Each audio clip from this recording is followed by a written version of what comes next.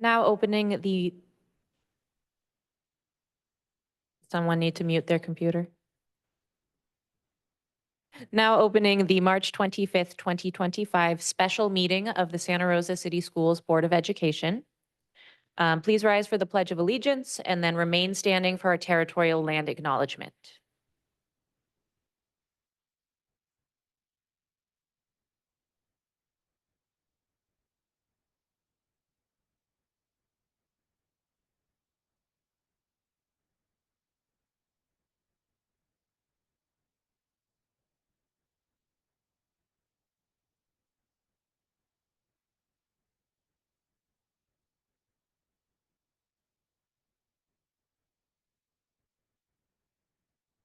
I acknowledge that Santa Rosa City Schools is on the traditional territory and homelands of the Pomo people, traditional territory and homelands of the Coast Miwok people, and honor with gratitude the land itself and the people who have stewarded it throughout the generations. This land acknowledgement calls us to commit to continuing to learn how to be better stewards of the land we inhabit. By offering this land acknowledgement, we affirm Indigenous sovereignty and will work to hold Santa Rosa City Schools more accountable to the needs of American Indian and Indigenous peoples.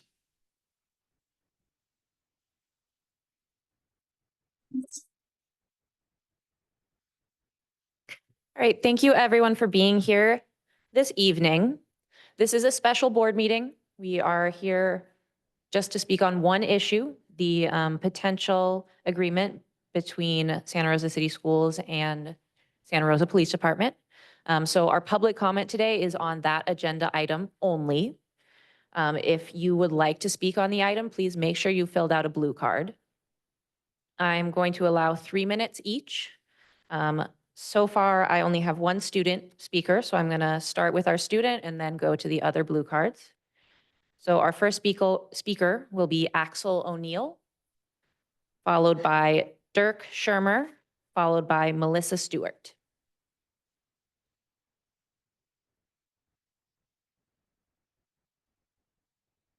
Do I talk now? Yes. Hello, trustees. I'm a junior at LCLN High School, and I felt it would be important to speak on the concerns with us adding SROs to our SRCS campuses. Adding officers to campuses as a replacement to many important staff we have had before, such as our counselors and nurse, and restorative specialists who will not make the issue will not make the issue better. It just removes ways students can cope after a situation that an SRO officer might be needed in. Would you really rather have someone with an armed weapon who may be corrupt rather than emotional support from a trained staff?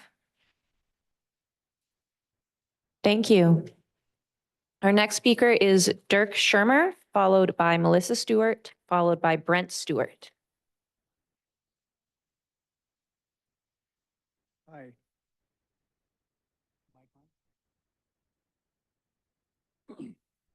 Hi, Dirk Shermer, trauma anesthesiologist, Sutter and Memorial Hospital. I want you to keep one number in mind, 1,772. That's the number of service calls to Santa Rosa City Schools in 2024. There's one other number I think is even more significant, but way smaller, several dead children. That's why I'm here. Police get called as a last resort after situations have escalated. They come in a panic, unfamiliar with the people and situations and facilities they are arriving at, often with lights and sirens. I want to remind some of you who are afraid of police that they are people too. They're people we all went to high school with. They have families, they have children in these schools. And when they arrive, they don't often know what they are facing, except that there's a weapon mentioned. Let's contrast this, and this is a quote. At the time, it was the Norteños and Sureños. I would have lunch with them. Their leaders would walk into my office and warn me of brewing trouble. This is a quote from my best man, one of the last SROs at Montgomery High School.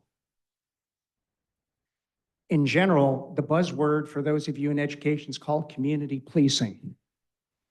The campus administrators, many who have been let go and some who can be rehired, SROs, teachers and staff, and the kids themselves, They know the 10 people on the campus that are traditionally the flashpoints. These administrators and SROs often get to know them way before anything happens and before things escalate. They are actually part of the community. They're there at ceremonies, graduations. They are not called in as a last resort. They are there in the proverbial stitch in time saves nine. To those of you who are opposed, and I know I've spoken with several of you, I want you to consider this. Do you want to teach the kids to fear the police, leading to escalated deadly encounters, or seek understanding of each other?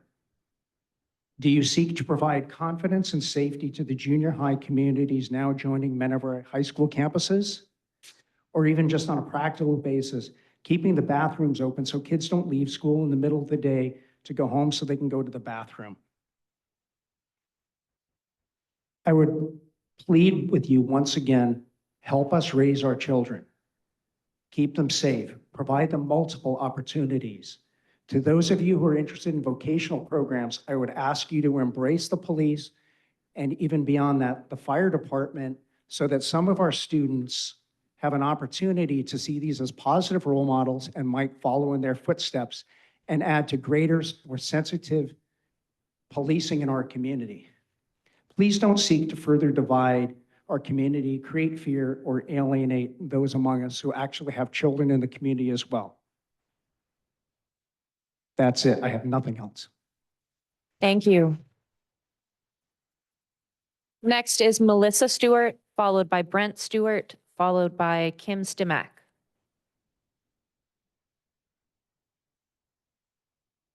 Good evening. I'm Melissa Stewart. Thank you all that have collaborated on the MOU. It's much appreciated. I know that was a lot of hard work.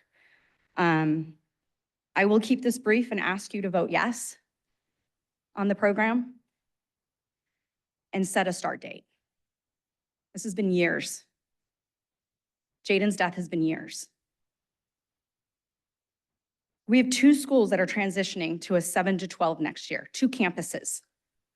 Those families don't want to send their 7th and 8th graders to campuses that are not secure, that do not have security measures in place. Families have left this district because of safety. We know that. We do not need more data and we do not need more polls. For the last 2 years, students and families have showed up begging for this program. Montgomery students sat right down there and presented to you guys. Some in tears, traumatized. And they felt ignored, and we felt pushed over for years. Please do the right thing this time. Don't ignore safety concerns. They are not going away. They are mounting. We're losing families to other schools that are either private or have SRO programs. We need to attract families, not scare them away. That's all I have to say. Thank you. Thank you. Next is Brent Stewart, followed by Kim Stimac, followed by Angel Ortega. Is Brent Stewart here? All right, then next is Kim Stimac, followed by Angel Ortega, followed by Mel DeBrett. My name is Kim Stimac, and thank you for listening to me. I'm an old mom, as you can kind of tell. Strawberry Eagles, Slater, Montgomery, and Sonoma State Seawolf. And I've always kind of had faith in the boards, the presidents of universities, that kind of stuff, our school board, even our elementary one, that they would do what's best. And that has been shaken recently. The last time I spoke here was that night when so many of us were here, and it was when we'd lost a life at Montgomery. And I couldn't understand at that time why we didn't want a safety resource officer. And I think because other things were going on, I didn't realize that this is going on now, and it's a likelihood, because what we were left with last time is, well, we've got to talk to the police department and this and funding. So I am anxious to hear what you all have planned with this. I'm also coming to you as a couple weeks ago, I was at the police department when they come to the town halls at the school about fentanyl. I lost a son to fentanyl. It's out there, it's real. I think if we have knowledgeable people that can be watching for things and helping with that, in the schools, that will be helpful. My other question is the police, I think times have changed, so maybe whatever predisposing people feelings about them, if we can look towards and get the right person in there, in whatever capacity they are, whether they're with a social worker, but someone in some kind of authority. And the other thing I brought up a long time ago, after 9/11, we got used to going through the process at the airport. We got used to checking things. I'd like to say there haven't been any other occurrences since we lost a life, but there have, and there have been many. So I think anything we can do to protect it would be great.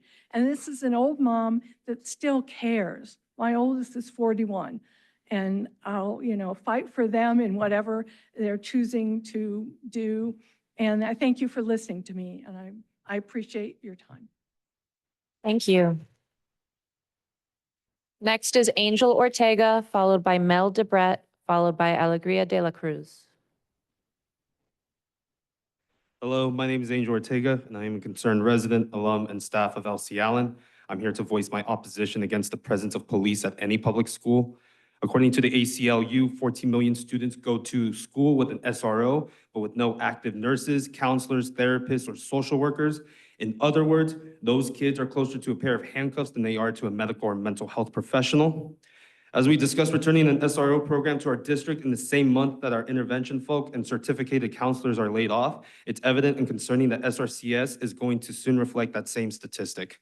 SROs are not a guarantee to make schools safer. During the school shootings in Uvalde and Parkland, an SRO was present at both schools, and still dozens of students were killed. In other words, as I mentioned in the previous board meeting, as we continue to get rid of the people that make our schools safer and possibly reintroduce SROs onto our campuses, the violence we are seeing is only going to continue and grow. Thank you. Thank you. Next is Mel Debret, followed by Alegria de la Cruz, followed by Catherine Howell. Good evening, trustees. My name is Mel Debray, and I'm a special education teacher in the Counseling Enrich program at LC Allen High School. I know I've talked to you all at length about this program, but our classes serve students with a diagnosis of emotional disability through individual and group therapy, small class sizes, and trauma-informed approaches. The school-to-prison pipeline from special education to incarceration is resultant of inadequate educational services, disproportionate discipline, and referral to school resource officers. In fact, research shows that students with an ED label are more likely to experience exclusion through suspensions or expulsions, isolation, poor teacher and peer relationships, and a punitive rather than nurturing classroom environment. These students are also more likely than their peers with and without disabilities to be incarcerated as children and adults, and are less likely than their peers to have stable jobs or pursue post-secondary education. Up until this year, the diagnosis for students who experienced emotional behavioral barriers due to trauma were diagnosed as, quote, disturbed, legitimizing the dehumanization, exclusion, violence, and mistreatment they experience in school. This issue is an intersectional one, as students with an ED label are disproportionately Black and brown and disproportionately suspended, expelled, detained, and arrested in school. However, research suggests that a positive sense of self, belonging, and purpose are built through safe environments, caring relationships with teachers and peers, and authentic and relevant learning opportunities, and are all protective against health and academic risk factors for students with an ED label. This safety net is built through proactive approaches that involve the work of restorative specialists, family engagement personnel, nurses, and school counselors. Research also suggests that SROs have the opposite effect on students with an emotional disability. I urge you all to take a critical and holistic lens in your decision-making process that does not leave out the well-being and safety of students with disabilities, particularly students with an emotional disability, as these students are silenced, erased, and marginalized as it is. I also urge you to do your research so as to prevent short-sighted, superficial fixes that will ultimately cause harm to our most marginalized population of students. Thank you. Thank you. Next is Alegria de la Cruz, followed by Catherine Howell, followed by Deborah Tapia de Martin. Hello, Board, Superintendent, members of this beloved community. I am the proud mom of two beautiful Chicanitos at Santa Rosa City Schools who are loved, who know their history, and who are proud of who they are. They know about the ways in which law enforcement has long been weaponized against their people, against movements for justice, against workers who are fighting for their rights, and especially right now in this time in our history, utilized to terrorize, to criminalize, to illegally deport people, to challenge the rights of citizens and legal permanent residents, to lift up their civil and their legal rights in this time, where it's critical for us to stand up and say that this is not who we are. I have 4 concerns with your entering into this MOU tonight. First, safety. It is proven that schools with a police presence increase their lack of safety. The number of arrests, the criminalization of teenage behavior goes through the roof, especially when we're talking about Black children, children with disabilities, children who are immigrants are illegally pushed out of these systems and criminalized, and their families suffer increased consequences as a result of being touched by the criminal justice system. Second, cost. Please, please, please, at this time, do not spend our precious dollars on a service which we already pay for with our tax dollars. I am happy to make sure that my tax dollars are going towards increasing safety in my community, but I am not okay with paying taxes for police in our school systems. This is a time when it's critical for you to be creating jobs for people who bring critical services like mental health resources, like justice in our communities, restorative processes, counselors, people in our schools who are actually dedicated to the process of education. Third, the role of police officers in schools have absolutely nothing to do with education, as evidenced by this city's past practices in denigrating and disrespecting well-established curriculum like ethnic studies by creating programs called Ethnic Studies with a Cop that did not actually teach the real history to students of color about the role of law enforcement in these movements of their histories, but in fact just disrespected ethnic studies and had cops sitting with children who are Black and brown reading books that just glossed over all of that history. Please don't do that. Don't bring law enforcement officers in to educate our children. Bring educators to educate our children. Fourth, the MOU does not reflect an actual partnership. How do you let the chief of police, who is not a representative of our educational system, make the final call about who is on our campuses? These are our kids. These are your responsibility. These are our teachers and our, how are you going to let that just be the decision that somebody else is making? Please do not do this. Now more than Thank ever, you. please Your protect our time is safety. up. Next is Catherine Howell, followed by Deborah Tapia de Martin, followed by Scott Kincaid.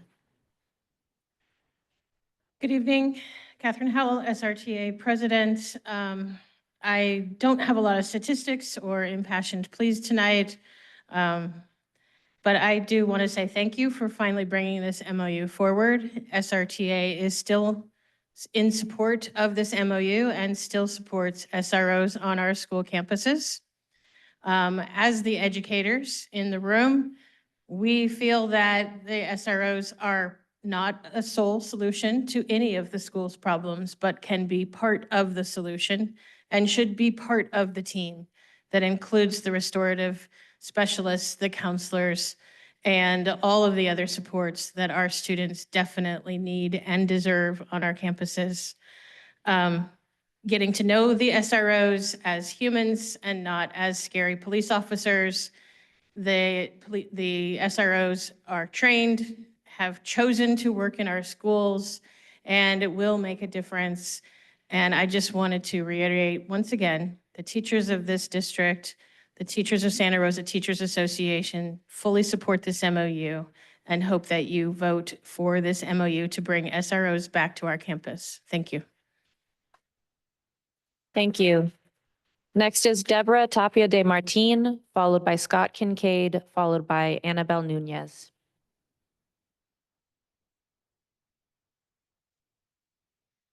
Good evening. My name is Deborah Tapia de Martin. I have 2 kiddos in the district, and I am interested in answers, and I hope that you can really explain when you are doing your explanation later on. I recently understand that there's things such as the SSA, the Student Safety Advisor. Those are not restoratively trained. What do they offer? How do they get to the district? What kind of support they have? How many are we going to have in the schools? And I just need to know, how do we get to that? And also where the funding is coming from for this student safety advisors. Also, I would like to know how many counselors, restoratives, nurses are going to be left in the campuses that you are putting together now. What is the ratio? Are we going to have 3 restoratives floating around for all the schools? Why are we getting rid of restoratives that I have seen in the school of my children do great work? They know the community. They are there every day. They can establish long-term relationships, and they have, and now you have let go of almost all of them. So for me, if we're talking about safety, it needs to be wholesome, right? I know that probably this MOU is going to pass. I'm in the minority, and I know that we are not counted because we're such a small amount. I get that. I personally do not support SROs in the schools because I don't think that they are going to bring safety in a social, emotional way to kids that look like me.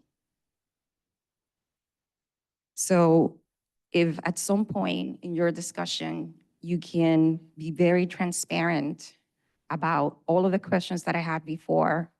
And it's also my understanding that the funding of the SROs is gonna come straightly from the department, from the police department. Is this true?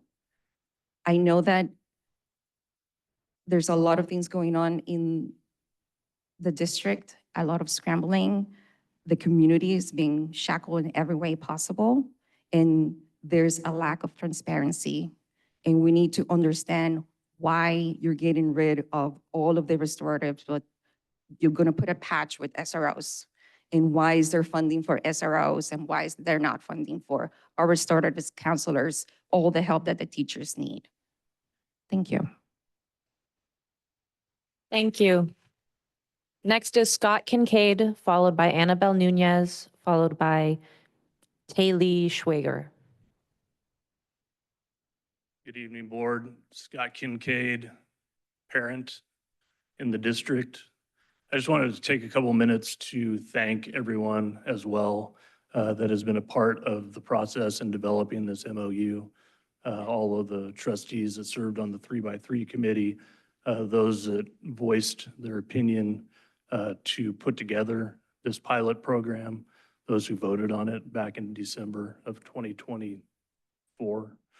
And those at the city council has been steadfast by your side, as has the Chief Cregan in developing the MOU. It's been a real collaborative effort. There's been other community engagement, both from organizations that represent all diverse backgrounds in creating the MOU. It's been said by Trustee De La Torre that the old SRO program is dead, that we've got an opportunity to build this new SRO program from the ground up, starting with this foundational MOU.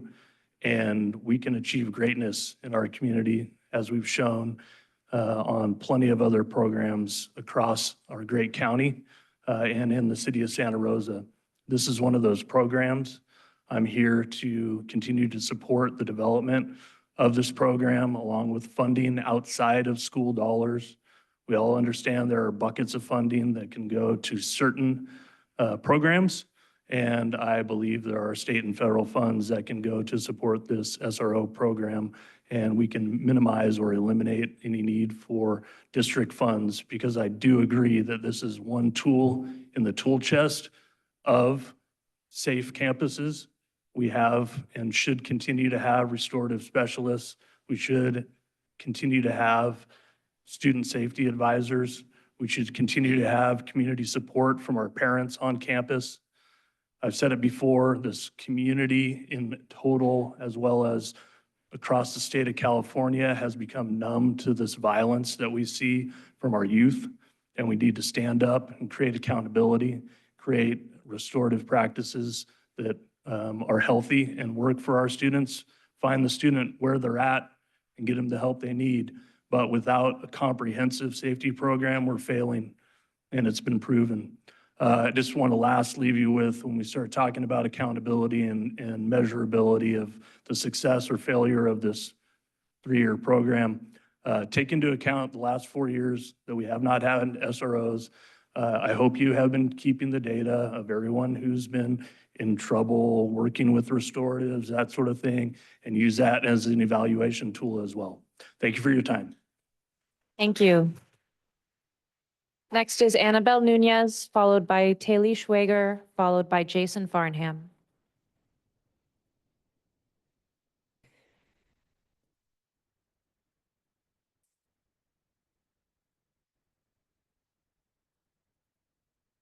Good evening. My name is Annabelle Nunez, born and raised in Santa Rosa. I am a mother and a grandmother. My children are no longer in school, but I represent and I'm here for every child of color. I attended the meeting that was at the Freedman Center after the incident when a child lost his life at Montgomery. And the children spoke, and they too had asked for a wellness center versus having police on campus. And for those that threatened to pull their children out of these schools, as mentioned earlier by some individuals, remember, you have over 4,000 Indigenous students alone in your high schools. Without us, you have no schools. Bringing police officers on campus, I have my own history, and I've been here before, and I've mentioned what I've been through. When a police officer told me why my son was showing signs of being a gang member because he changed his shoes. What are they going to use to identify our children and label them?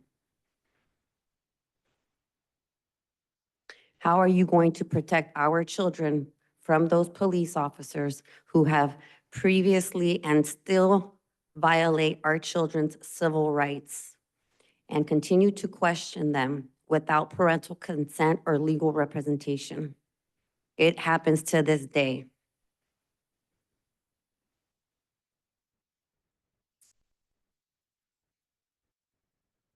Someone mentioned about training or educating people or having them trust the police. Well, are you going to do the same with the police officers? Because they too deal with the unconscious bias and fear our children.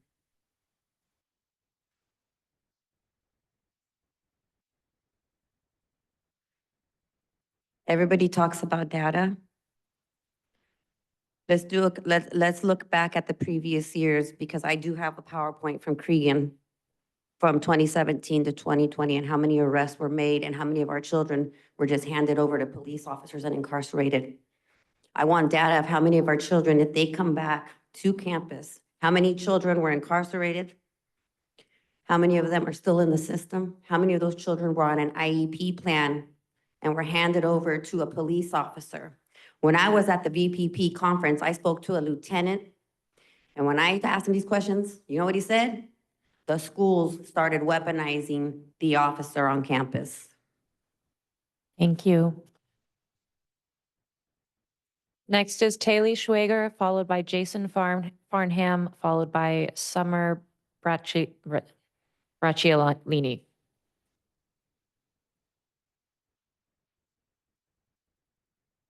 Hi, my name is Tajli Schweiger, and I'm a current student at Santa Rosa High School.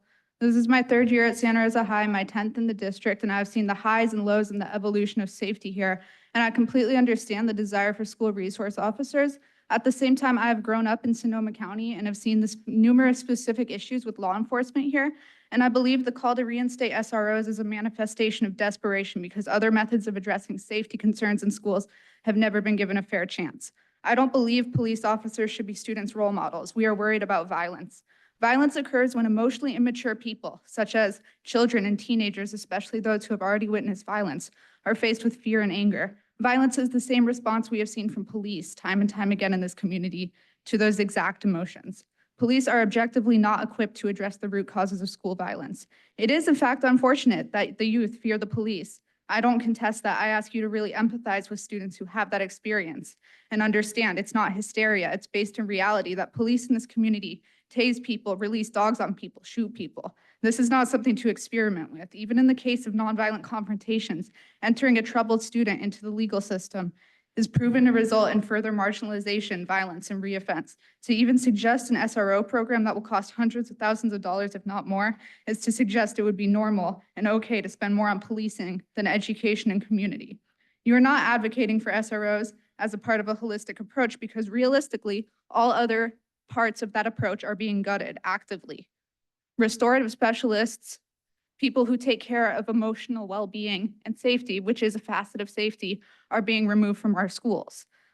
A guarded, locked-up property is not a sign of a safe, healthy community. More people with guns on a school campus will not make it safer. I ask you to remember why we removed SROs in the first place. There have been on this board people who voted to remove SROs initially, who later advocated for them to be reinstated. Why is that? Are we really thinking through these decisions? Because they're large, impactful decisions, have to really be well-based in that. Think about the reasons we removed SROs initially. Students' fear, students' experience with police, and the discrimination that is a large part of that, the cultural factor. I ask you, like, seriously, does that still matter? I hope it does, and if it does, prove it. Thank you.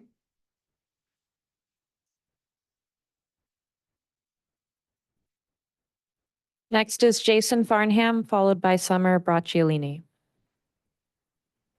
I have 3 kids in the Santa Rosa City Schools system. I just want to address this with these SROs. The SROs we're talking about are not bullies. Ask Sergeant Crosby. Ask all the students at Monty if they thought Officer Luigi was a bully. They're positive role models. They're biracial, they're Latino, they're female. They get to know the students. They get to know their families. They want the best for the students. They're not there to deport, they're there to protect. They're not there to intimidate, they're there to de-escalate. This has to do with safety. Safety first. Our kids have the right to be safe at school. This is a safety issue, plain and simple. Unfortunately, it's been pulled and tugged in every direction so that it's been made into a political issue, but it's not. So let's be clear, it's about safety, period. Not safety for one race or ethnicity, safety for all the students who attend the schools so they can learn in a place without fear. Thank you. Thank you. Next is Summer Bracciolini. Is Summer here? Hi, I'm sorry, I haven't planned anything. In fact, I wasn't even going to speak tonight. Can you hear me okay? Sorry, I feel like my heart's going to beat out of my chest. I'm a mother of 3 boys, 2 of which graduated already, and the other will graduate next year. Married to a police officer. We share 3 boys together, and it really saddens me how rejected my husband is as a community member, as a father amongst all of you. And when he's in uniform and he shows up at our school and he's rejected and eyes are averted, when most of them are just such good people. And I feel like our culture now is to just hate and not engage with them and not make anything better. Like, are we in such a place that we can't foster a relationship with our police in this community, that our fathers, our mothers, our aunts, they have family in our school system. They're your friends, but we can't incorporate them back into schools so that all of our children feel safe, so that our parents feel safe sending their kids to school. And I just ask you to see our officers in our community as who they are and what they want to do for our community, and not to bring your biases and your hate into every situation that just stems on for generations to generation. So that's all. And thank you for having us tonight. Thank you. Next is Bernice Espinoza. Bernice Espinoza?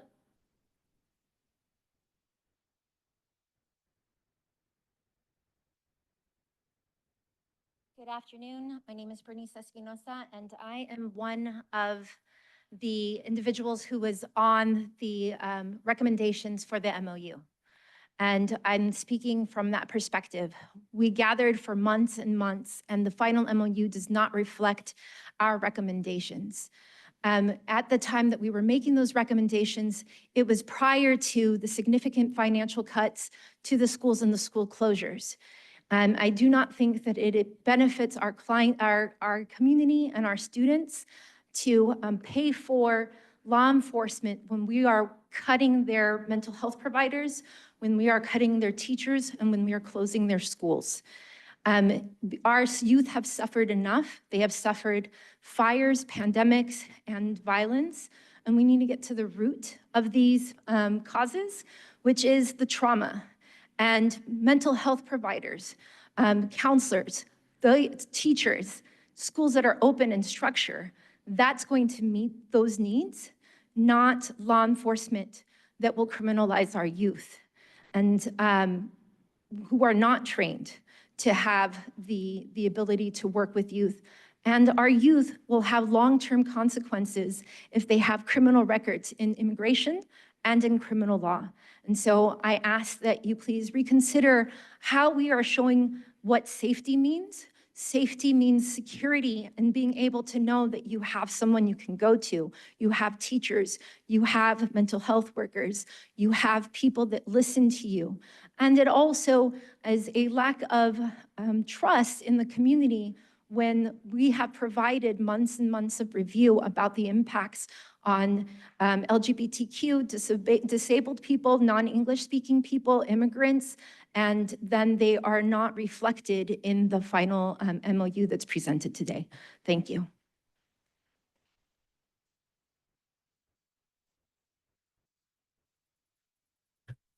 Thank you, everyone, for sharing. I have no other blue cards, so we are going to move on to our discussion/action item. Our speakers tonight are Dr. Morales, as well as the 3 trustees that served on the 3x3 committee, Trustee De La Torre, Trustee Jenkins, and Trustee Medina. I'll just open this up. We created a timeline from June 2020 to the present in terms of when the board has made decisions prior to my arrival. So we share that with the community, we share that with the trustees so everybody can see the history. I attended the last meeting with the new 3x3 where Trustee Medina is the facilitator. So I will turn it over to him and the rest of the 3x3 committee. Sure. I didn't know I had the official title of facilitator, but I'll go ahead and speak. So we did meet this last time on March 13th. At that point, a document was presented to us that had been, I guess, reviewed by the Santa Rosa Police Officers Association, which is SRPD's union, with a significant amount of changes. I want to say that I was frustrated in part because we didn't get to go through a lot of changes. One of the things that really stood out for me was under section 7, under the school resource officer training, where they asked to have the part that included harm reduction to LGBTQIA plus students removed from section D as something that should be something that was required training. I think it was Dr. Amy Carter who was there who did help to have that maybe added a little later in section E as additional possible training, but it removed that part as required training. One thing that I did try to address that I brought up the last time this was spoken up here at one of our regular meetings was the issue of SRO training. The fact that SROs should have SRO training before being on our campus. I was outvoted, so the language that you see here remains that the training would be, as soon as feasible, but before they're on our campus, it won't necessarily be included. I think some of the concerns that I have from the language here, also there was the section where we had that the questioning of minors should be done in the presence of their parents. And so this added language that said only when required by state or federal law was added versus anytime. Students shouldn't be questioned without their parents present, what to me is an issue of like parents' rights. Stuff on the annual assessment, there was in terms of the data recorded, the only data that SRPD kind of wants to report is on arrests and citations. They didn't want to add other data on other interactions. Said it was too much work for them. I know that some concerns that have been brought up from our lawyers are some issues around insurance. And I'm wondering if Superintendent Morales could add some information on that. And the one thing that we also need to address that's not included in here is what is the cost to the district? Because this timeline doesn't show when the presentation from the SRO committee that was composed of community members, parents, students, staff was presented. But one of the significant things was what I think somebody mentioned earlier was that I guess SROs were weaponized was the word that I heard. SROs were overused by campus staff, which is something real. And it requires significant training from the district on our part to train our staff to ensure that they know when the appropriate time to have an SRO be part of an interaction with a student. So I think that training still needs to be developed. The cost of that to the district needs to be addressed. That's not included in here. I think we've been very rushed with these changes, and this hasn't been brought up, especially in the context of all the cuts that we're facing. So if I could defer to the superintendent and see if you could address the insurance and these costs real quick to. So yes, we had the final SR MOU checked by our legal team. And as all legal teams will say, they want to add more detail in the insurance. They were okay as it was written, but they wanted to see possibly more detail and more specific in terms of different types of coverage. So again, the MOU could be passed and that could be added later. In terms of the funding, we have always said that we don't have the funding in the district to cover this. Historically, the SRO programs were covered by the city through a measure, and the city is aware of that. So we are not looking to have this funding come from the district because we know we can't afford it. But in conversations in the 3x3 and with the chief and SRPD, they need an MOU that they can use to go out for grants and find funding for it. And hence why we've been trying to expedite that process in order to be able to leverage any funding that they might have access to. And they need an MOU to actually be able to do that. But it is very clear that the funding would not be coming from the district.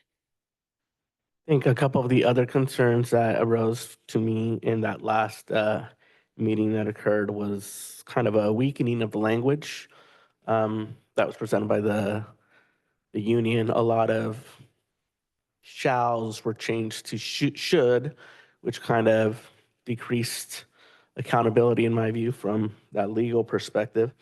One other part that really stood out is the removing of the section of where SROs basically should not serve warrants during school time unless it's an emergency.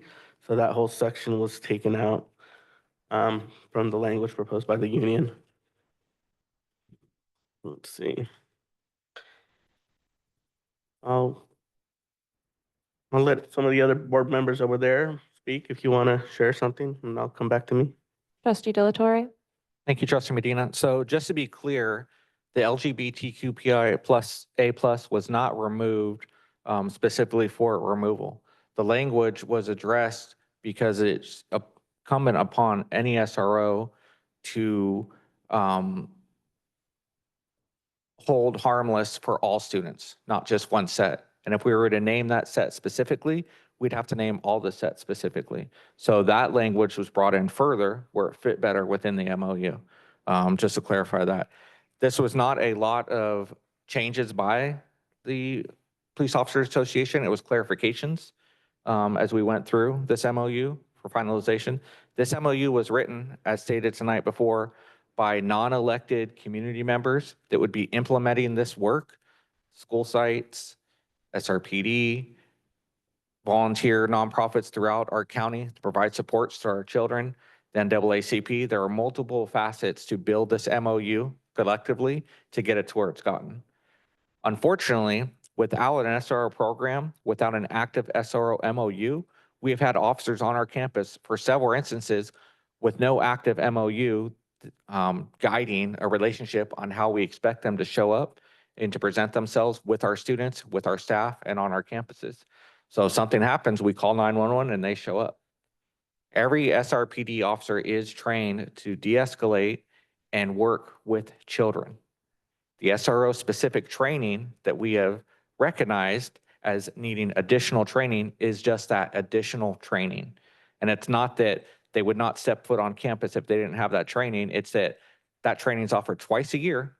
And we did not want to delay an SRO program if officers were not able to get to that training before school started.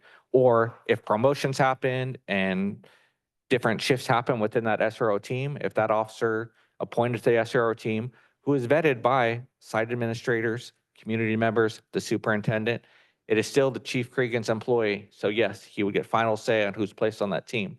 But that team member to be part of an SRO program is vetted by the community and chosen specifically for those sites that fit into the culture and community. We are not asking to replace staff with SROs. We're not taking funding away and releasing positions to use that funding to fund an SRO program. From the start, when I've asked for an SRO program to be rebuilt and brought back to this campus, I've never stated that this district should fund that. Previously, it was funded by the city of Santa Rosa. What I'm asking for is if we do not have this SRO MOU approved, then we do not have a tool and resource to research and obtain grants and funding for a program. Until you have a program, you have nothing to ask funds for. So once we hopefully get an MOU approved, we then have an opportunity to have a tool to research and seek out that data. When you had mentioned earlier about data not being collected that you felt was needed, that was not the full conversation. If there are citations and arrests, demographics are recorded in that information. If there are behavioral instances that SROs are not needed, school sites record that information. So that those demographics are recorded with every interaction. What was not going to be done by an SRO is every interaction with a student would they record demographics. Hey, Billy, how was the game last night? Hey, Susie, how was your performance? That's an interaction, and they were not going to record demographics for that as community building, that is positive relationship building, and they did not have the time and resources to record demographics for each and every interaction. So that's what was taken out. That's language. We want them to be a part of the collaborative team that works in unison to support and protect our students. We do not want them to replace the holistic, restorative mindset that this district intends to continue to work with and push forward. We ask that they be a part of that team because officers are part of society and part of the team that we walk in through every day. Right now, we have no active MOU to help have an understanding of how we expect them to show up on our campuses with our students and with our staff. And until we agree to this, we won't have that. So if something happens, and unfortunately, incidents have continued to happen with weapons, with violent outbursts, life-threatening situations, there have been no SROs on campus to help de-escalate and provide safety through those situations. And I think just to follow up, Trustee Alatorre, I said nothing about demographics. Demographics is included.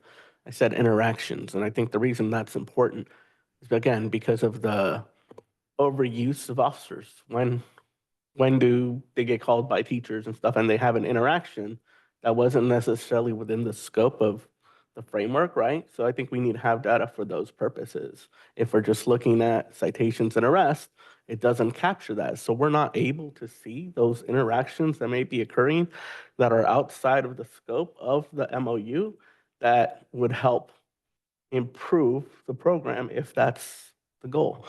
So I just wanted to clarify that. Trustee Jenkins, did you want to?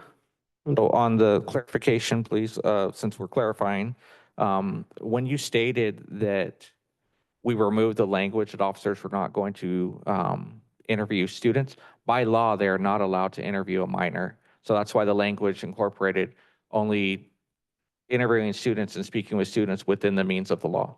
By law, police officers are not allowed to interview minors without an adult present.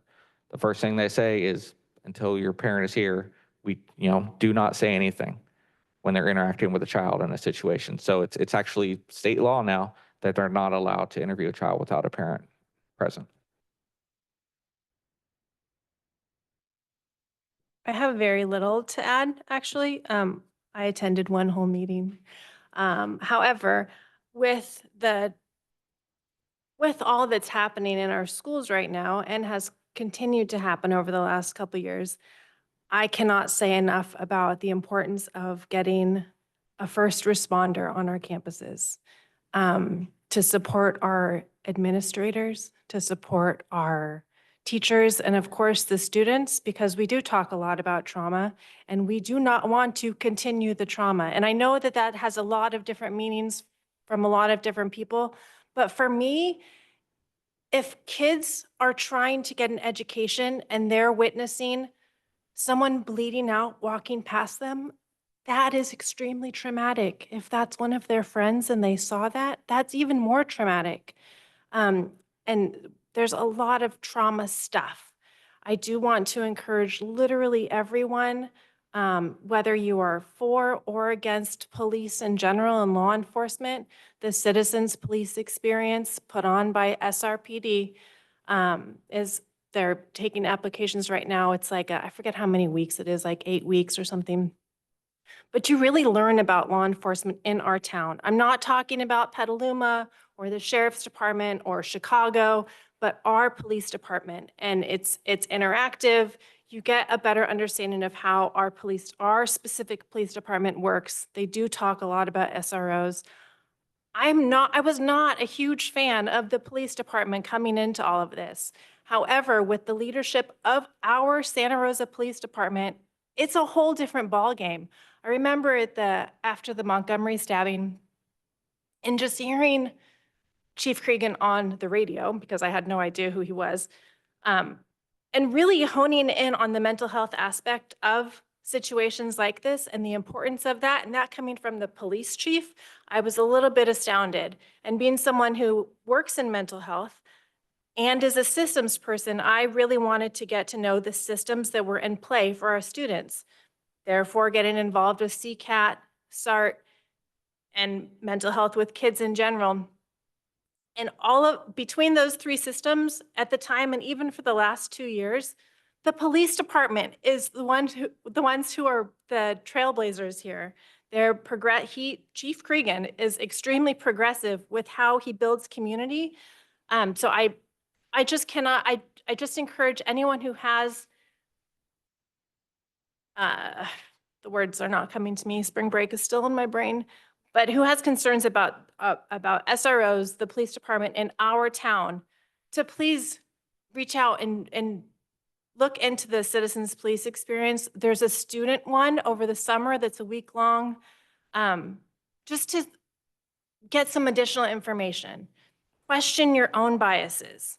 See where they come from and and see if that's what's really happening or if it's a historical thing that we need to still heal from. Because that happens all the time, right? Like there's stuff that comes up all the time in our lives where we're like, oh shoot, what on earth is going on?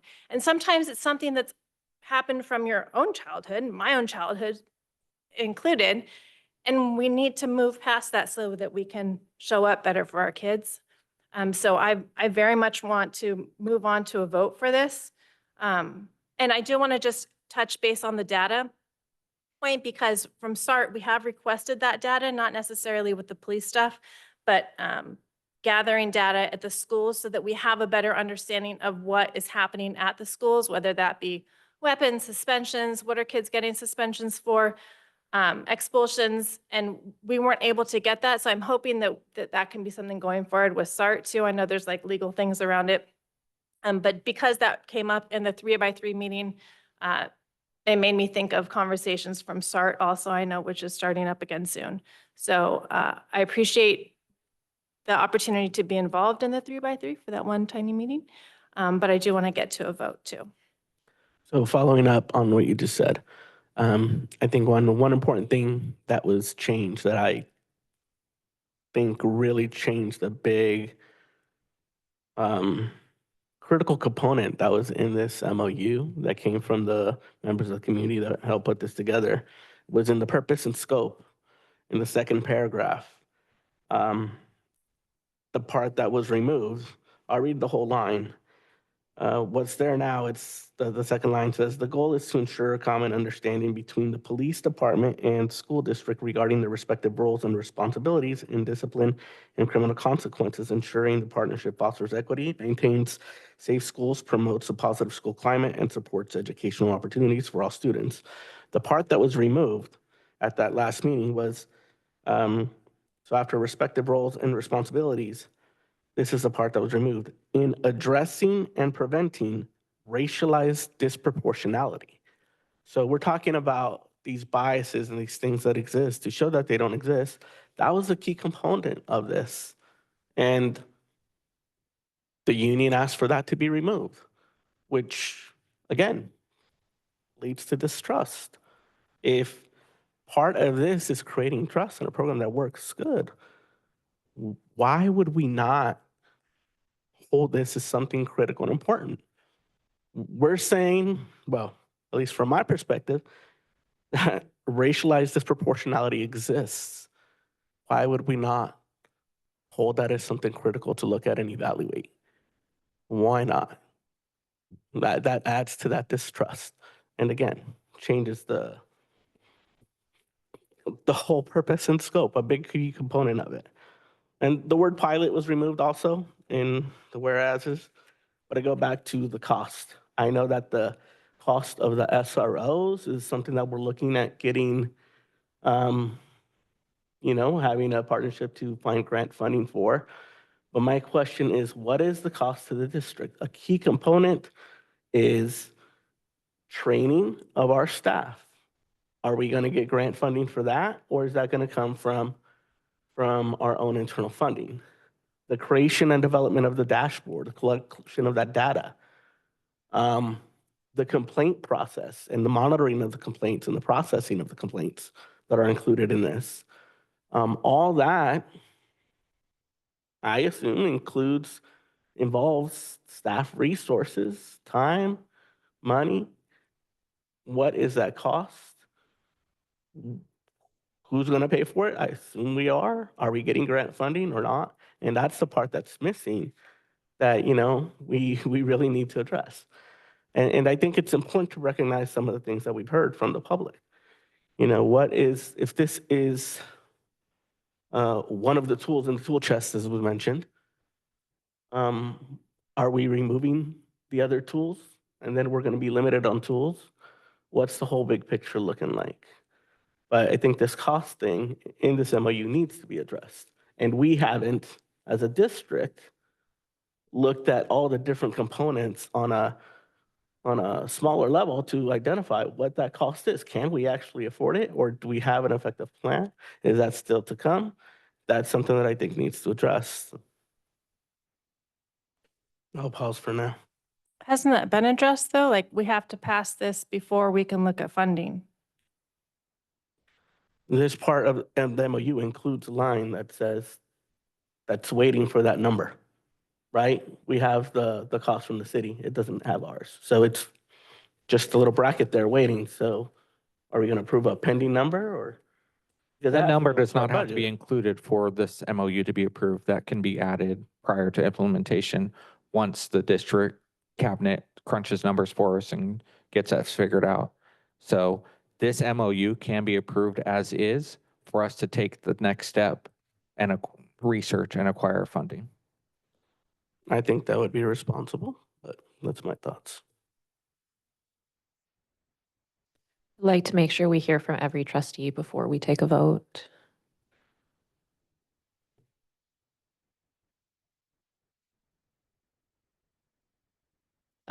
Student trustee, student board member Zuniga. So I want to lift up right now discussions that are happening with the youth around the district about this this vote and the reinstatement of this program. So on Thursday, Dale, which is an On the Margins youth program, is hosting an advocacy incubator event on Thursday, March 27th. It's open to the public. And the purpose is to come together to explore how we can better support the health and well-being of our students. It's hosted by our TAY Action Team, which is our Transitional Age Youth Action Team, which is supported by the California Youth Empowerment Network, CAYEN, and the Commission for Behavioral Health, with the highlight of our campaign, Care Not Cops, centering youth voices through storytelling, art, and dialogue, and reimagining safety and advocating for mental health support in schools. A lot of us have made art pieces to symbolize our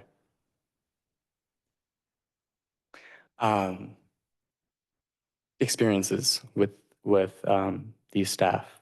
So there's dinner. The Sonoma Family Meal is going to provide that food. It's at the Backdrop, 1455 Corporate Center Parkway from 6 to 8 p.m. The networking starts at 5:45. And youth 14 to 24 who attend the session will receive a $50 stipend. So it's a paid training for all of the youth that come. So please, I invite all of the public to come to this because this is where the students are actually talking about the program. And I urge you to listen because we're the ones that are going to be most impacted by this, the reinstatement of this program. And I feel like we aren't involved in the decision-making process as much as we should be. So this is where our voices are being displayed. Thank you.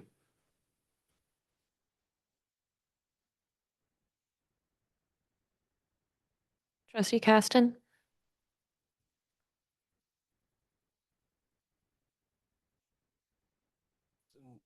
Just ask a clarifying question. The committee, 6 members, I believe include Councilwoman Rogers, McDonald, and Councilman Okrepke. What was the vote recommending this from the committee?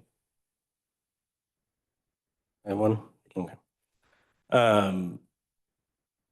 And if I'm reading the timeline right, 15 months in the committee process to develop the MOU, and the considerations that we're discussing tonight could have and probably should have been discussed during that 15-month process. Okay, I want to be clear that there's nothing, I'm just not seeing a rushed process. I heard that word earlier, and I want to make sure we're grounded in the fact that we said that this was going to be a pilot program and we were going to do it 15 months ago. And we're now at a place where we get to move to implementation. So we can't judge a pilot program. We can't judge any program until it's operating and until it's able to go out and be funded. And not having an agreement with the city where we're able to go and address those things, nothing within this prohibits us from coming back and developing more policy, developing more protocols, procedures, training, and actually to implement and flesh it out. but we can only move to that place if we actually have an agreement and we're working in partnership and we're able to actually move forward with the commitment with the city.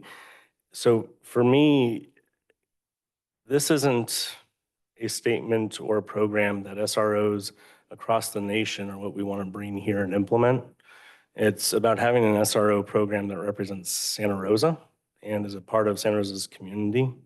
And we're not a community that does policing the way that it's done throughout the country. We're a community led by the city of Santa Rosa that has the Violence Prevention Partnership, that has the In Response program, that has the campus intervention program, that has the street outreach and response team. These are all things that provide a scale of response, a level of nuance to safety and violence response that is different than, and in many ways, hopefully leading the rest of the country. And I view the SRO program as something that the city had done previously through funding that was approved by the voters, and is seeking to partner with us again to do again that continues that level of leadership in doing this type of work differently. It's also that we've had 4 years now of trying to take on the responsibility of doing this as the school district, in addition to our mandate to educate and enrich our students. And we've tried to do so many things ourselves instead of working with the other government agencies out there that actually exist to do these things in the first place. County Public Health, the county, the city, all these different departments, we need to work with them to enable them to provide their services because we're a part of this community. And we don't have the money to replicate every single program that all these other government agencies do. We've proven that. At a time where we lost 2,000 students, we added staff. At a time where we laid off teachers over the years, where we reduced counselors or reduced coordinator positions, we added staff because we tried to take the place of every single one of these other government entities that if we embrace them and work with them and partner with them and work on policies, we can leverage their resources so we can focus our resources on educating and enriching our students. And we have to do that. Every single metric shows us that we have to refocus where our resources are going, and we can't continue to divert them to doing things that other agencies exist to do. So I support moving this forward. I do believe we need to, continue looking at the dashboard as we would for any program to make sure that we're continuously improving and building on it. And we need to listen to the city, who is able to address violence in a way we can't. Violence isn't happening because people walk onto school campuses and decide they want to be violent on school campuses. It's happening because of conditions throughout our community. And the people best equipped to deal with that are housed in the Violence Prevention Partnership, are housed in the police department, they're housed in the city manager's office, and quite honestly, they're housed in the public health department. And we need to enable them to use our campuses as a place where they can do early interventions and provide their services more effectively. So that's where I'm at for this.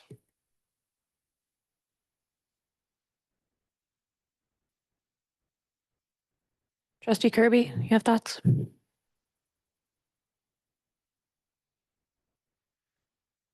Thank you.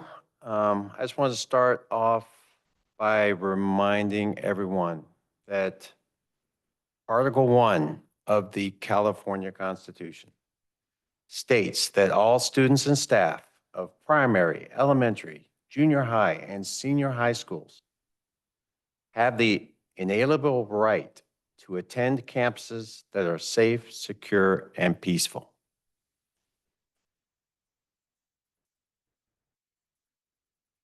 It is our duty to ensure that this constitutional right, that our students have this constitutional right. It was mentioned earlier about the 1,772 service calls to our campuses in 2024. There were actually 2,305 service calls in 2023. Over the last 3 years, 5,796 events where our SRPD was called to our campuses. That's an insane number of events on our campuses. I think it probably relates in a way that perhaps what we're doing currently on our campuses isn't working completely, and that we need another layer to help prevent these events from even occurring. As I mentioned earlier, I was one of the members on the Community Ad Hoc Committee when the previous board voted to not renew this MOU. Just a reminder that of the 30 people on the committee, 27 voted to maintain the SROs on campus while updating the MOU.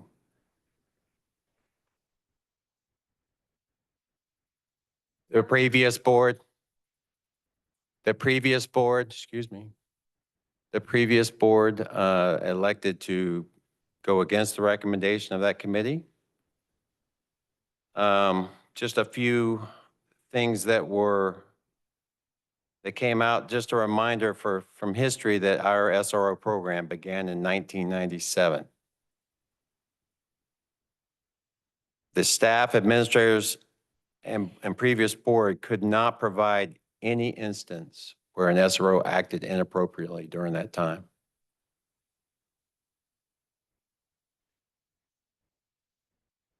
As far as I heard earlier someone mentioned the pipeline to prison. Just to be clear. Ma'am, could you please not interrupt? Public comment is over. Just to be clear, there is no evidence of a so-called pipeline to prison here in Sonoma County. 95% of the cases are sent to diversion, where cases are resolved with community-based programs typically. In 2015, the California State Assembly passed a law ensuring that any juvenile who successfully completes a probation program has their record sealed. That means deemed to not have occurred. Further, at the age of 18, these youths can petition to have these records expunged. I again just want to really thank thanks the committee for bringing this MOU forward. And I look forward to it passing as hopefully a first step in the right direction to get the SROs back on our campus.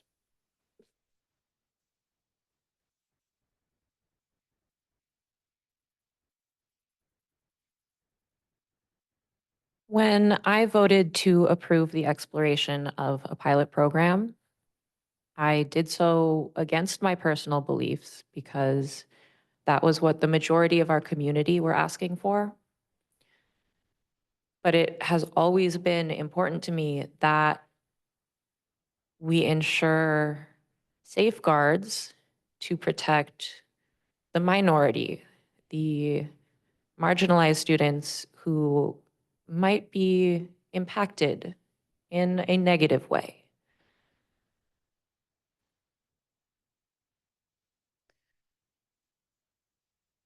I still have concerns about this MOU. I'm not opposed to bringing the SROs back, but I had hoped that we would have some more safeguards in here. I do share a lot of Trustee Medina's concerns. It is concerning to me that the MOU can't name the racial disparity in policing. I want to work with our police department, but I want them to be able to name that, to acknowledge that. And like I brought up at our last discussion of this, I really would like to see more requirements around training. I I hear the constraints on that, but I feel that trainings on how to work with our most marginalized students, I feel that should be required. So I still have concerns, and if this passes tonight, which I think it probably will, I just want us to make sure that we are still working on this as we go forward. Like Trustee Caston said, we can continue to work on policies. We can continue to communicate and work with our community partners, the police department.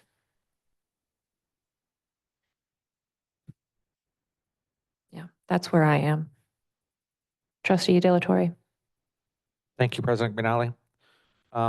With that being said, and asking all trustees to comment on this, I do take the position to make a motion to approve this MOU for the SRO program as being written tonight. I'll second. Further discussion, Trustee Medina? Sorry, yeah. I did want to address a couple things that have been mentioned. First of all, the issue of a rush, as I mentioned. Rush in the context of only at our last meeting where we presented these changes from the SRPOA, the Police Officers Union. I didn't want this meeting to happen today. I didn't think we needed to have a special meeting this fast. One day back from spring break with this document only having been posted just last night for the community to review. I mean, students are talking about reviewing the document. Our community, I don't think it's been, barely 24 hours since it's been made to the public for the very first time. I think, we talk a lot about transparency, and I think needing to hear from the public more than just the 6 people that were in that room. I think we need more time to allow for that. Just a thought. Trustee Caston also mentioned that we can't do it all. And I agree. We can't do it all. When this 3x3 first started, when I and then Mayor Rogers met, the idea wasn't just to address SROs. It was to address how the city and this district could work together to address a lot of the issues that our students are facing. Time and time again, it just continued to focus towards the SRO MOU. I hope that we could continue to do more work on other issues. But there is a lot of things that we need to address to get to the root of the problems. SROs, as I've said, is just a Band-Aid to a much bigger problem that feeds into our schools from our community. I have to, I want to say, maybe provide a different perspective from Trustee Kirby, having, you served on the committee, and a lot of the members of the committee did suggest to the board that the program come back with modifications. And to clarify, on December 14th of 2020, that's what the board did, was send a letter to the city of Santa Rosa requesting to meet to address some of those concerns. That was the intent of the board, to address those concerns. It never happened until after the March 1st, 2023 incident. So to say that the board wasn't bringing that back, I just want to clarify that that is inaccurate. I think that it's really important to recognize that in these incidents and these relationships, there's an imbalance of power, and that's something that really needs to be taken into account. How some people view law enforcement is different, and because of that imbalance of power, I think aside from all the chaotic stuff that's happening in our country now, a very local example that I think of is Deputy Gelhaus and Andy Lopez, and him never having to face accountability for murdering one of our students. When we let go of our admins for much tinier things, there you murder a child, and admin leave and back on the streets. I mean, very big imbalance of power. And when I see majorly decreased accountability and just little tiny words in this document, again, it adds to that distrust. I did want to read a little bit from the conclusion from the U.S. Department of Justice's National Institute of Justice report on school policing. And just a couple lines from their conclusions. They say, despite the growth and popularity of school policing, the research conducted to this point has not evidenced positive results. Indeed, some research indicates the possible harmful effects, especially for students belonging to racial and ethnic minorities. They go on to say, one conclusion offered by many of the research community based on the research to date is that school policing is a failed intervention that schools and districts should not be using. Again, the Department of Justice. I hear that maybe here at Santa Rosa, things are different, but the sentiment from a lot in the community, based on the experience that we feel, there is a very real anxiety and trauma that exists, and I don't believe police belong in our schools on a regular basis. I think it's important that we have a positive relation, that we partner with them. There's many things that we could do collectively and collaboratively, but an SRO program is something that I continue to not agree with. I think this document is progress based on nothing that existed before, but I'm still completely opposed to having SROs on our campuses. Thank you. Trustee Delatorre. So the language you referred to, Trustee Medina, as being removed was not approved language by the ad hoc. It was suggestions made during the ad hoc committee. It was not language that was in there by the community MOU prior to the ad hoc researching it. I am completely understanding and sympathetic of the community's concern for police and the disproportionate abuse they have felt, and that does need to be addressed. And I do not feel that it's our current SRPD officers led by Chief Cregan. We cannot compare horrible actions by the sheriff's department that took a young man's life that I agree with you on and say that all officers are the same. We simply cannot delay the opportunity to seek funding for this program any further. We've kicked this can down the road long enough. This school district has attempted to run sites without SROs for 5 years now, and within that time frame, we've had 2 students stabbed inside of their classrooms. Would that have happened with an SRO? Maybe, but I know for a fact it did happen without them. So I'd like to find other opportunities and continue to work on policies and work on wording and work on emphasizing building a program from the ground up that can be modeled throughout the country of how an SRO program is done the right way, pushing forward the social justice needs of our entire community and their respective. Would you agree that we need to allow the public more time to actually review this document?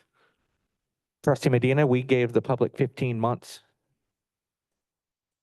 They've never seen this document. My motion's out there. It's been seconded. We'll vote on it tonight. Trustee Caston.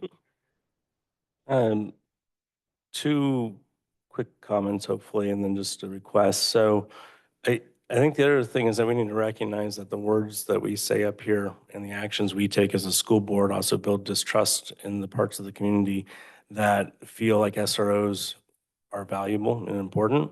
The students who believe that they add safety and confidence to them being able to attend safe campuses. And when we make false associations, such as comparing or using an incident with the sheriff's department and trying to, through association, say that that means that our police department's gonna have the same problems. I've said it before, I wouldn't be up here approving this agreement with the sheriff's department. It'd be a very different conversation. We're talking about the Santa Rosa Police Department, the folks who created the in-response unit, the police chief who served on the NAMI board and understands mental health issues. We're talking about officers who are out in our community doing things differently, not always perfectly, but they're learning and they've evolved over years.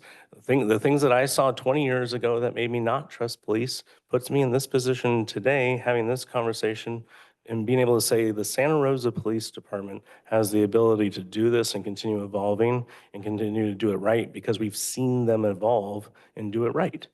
And they're getting things right that people applaud in the community. So I just want to be really cautious that we don't breed distrust by falsely associating this agreement, this program, this city with the actions of other entities.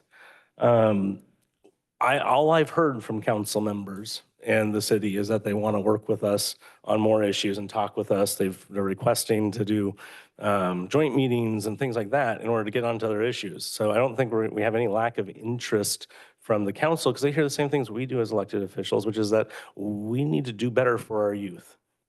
And I think that is a unified sentiment. So and I hate to ask for a small thing, but if we could just request to empower the superintendent to, if the city's okay with it, include the insurance language within this MOU, that is very standard language across all contracts. And if we could just have a friendly amendment to say that we'd empower her if the city agrees to include the insurance language.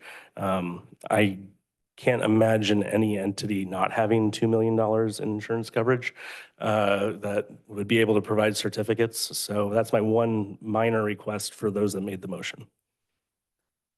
Student board member? Sorry, I have to talk. I think there's a fundamental misunderstanding of like what safety is with this program. And I think safety has a definition that applies to many different people in many different ways. And then the constitutional right that you talked about, Trustee Kirby, that also applies to Black and Brown students, applies to all students. And what the data has told us historically, and actually Googling right now, trying to find what the National Institute of Justice has said about the history of the SRO programs in California. I go on the Homeland Security Digital Library and I'm met with the content on this platform is removed to align with the president's executive orders. So I think it's actually crazy that the fact like that information and data and numbers are being taken off the internet regarding this program and the history of this program because of our current administration. And I think, I don't know. Yeah, that's what I have to say. Thank you. Trustee Medina? Thank you. First, student trustee Zuniga, if you need a copy of the report, I'd be happy to send you. I downloaded it prior to it being removed. I think going back to Trustee Caston, the point that I was making was about power, the imbalance of power. Law enforcement is held to a different standard. And that was kind of the point, regardless of the institution. It's a structural issue that exists. That was the point. We still have not addressed the issue of cost, that portion of the document. I think that needs to be addressed. And again, I think that we need to allow for more time for the public to review. So I'd like to move to amend the motion to bring this back to a special meeting where we allow student input and community input and staff input on this specific document. So that was a motion to amend. If there's a second, then we can go to that. Is there a second? So amendment fails. I want to address some of what Trustee Caston and then Trustee Medina said. You know, when I said that I want our police department to be able to name, to acknowledge racial disparity, I'm not saying that about our police department. I'm not saying that anyone in our police department specifically has done anything wrong. It's what Trustee Medina said about power and structures. All humans have racial bias. We all do, and it's important for all of us to acknowledge and work against that. Police officers have racial bias and power. They have racial bias and a gun. That makes it even more important to acknowledge that. Again, I'm not trying to create distrust in our specific police department. It's just something I'd like to be acknowledged, and to know that the police department and us, that we are going to work on that we're going to protect our students of color. Trustee Jenkins? Yeah, just to kind of respond to that, because I've part of the Citizens Police experience and CCAT, as you can imagine, I ask a lot of questions, shocker, but I have brought that up and it gets addressed. And so I would encourage you to reach out specifically to literally anybody in the police department to follow up about that. I know that like I'm not good at talking through, like being the person that says all of the things because it gets jumbled. But I would encourage you to, because I know that's a huge focus of how they train the my words, all of the law enforcement team. But it's a huge component of it.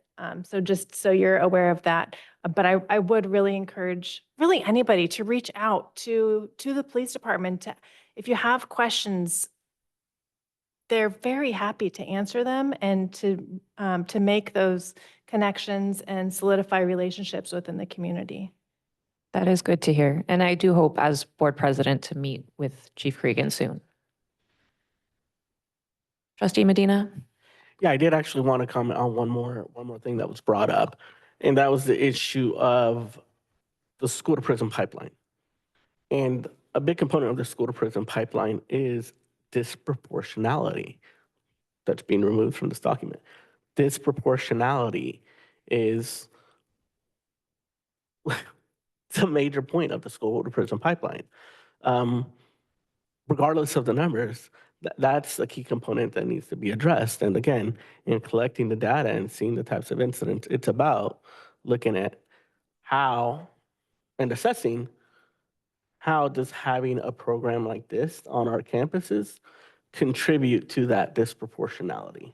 So I just wanted to reemphasize that and highlight part of the purpose of that, because these are some of the real issues that does it stand on my end of the issue opposed to police on campus and completely against the school to prison pipeline and wanting to dismantle it, or that we need that data and the recognition that it's an actual issue, that it does exist. Disproportionality does exist. And I think I also wanted to highlight some of those numbers that were thrown out there about incidents and arrests. I did see that report, and I did put out some questions back because some of the schools weren't necessarily Santa Rosa City Schools, our district. There were schools from other districts. So I would like to know the actual just for our district, but the numbers are high. But I don't know. It only goes back 3 years. So we don't know what it was like before, if there's been a huge increase or if it's just been kind of consistent throughout. We have none of that information of what it was like when there was SROs on campus, right? So we don't know if it was the same back then or different. And again, data wasn't collected. So that's one of the components of this, to collect data and be able to adequately assess and provide transparency to the public as to what's happening. Is there any further discussion? All right, we have a motion by Trustee De La Torre, seconded by Trustee Jenkins. Roll call vote. Trustee De La Torre. Aye. Trustee Jenkins. Aye. Student Board Member Zaninga. No. Trustee Caston. Aye. Trustee Kirby. Aye. Trustee Medina. No. President McNally. No. Motion passes.